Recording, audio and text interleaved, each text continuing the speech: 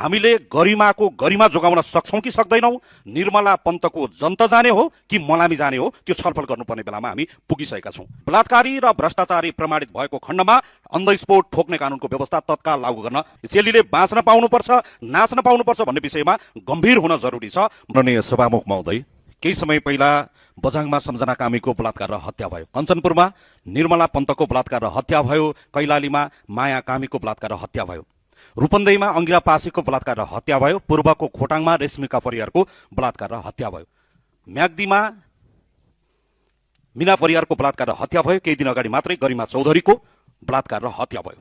यो बलात्कार र हत्याको फेरिस्त धेरै लामो सुनाउन सकिन्छ, घण्टौं घण्टासम्म सुनाउन सकिन्छ र लामो छलफल गर्न सकिन्छ। तर हामीले गरिमाको गरिमा जोगाउन सक्छौं कि सक्दैनौं, निर्मला पन्तको जनता जाने हो कि मलामी जाने हो, त्यो छलफल गर्नुपर्ने बेलामा हामी पुगिसकेका छौं। चेलीले बाँच्न पाउनुपर्छ, नाच्न पाउनुपर्छ भन्ने विषयमा गम्भीर हुन जरुरी छ। बलात्कारी र भ्रष्टाचारी प्रमाणित भएको खण्डमा अन द स्पोट ठोक्ने कानुनको व्यवस्था तत्काल लागू गर्न आह्वान गर्दछु।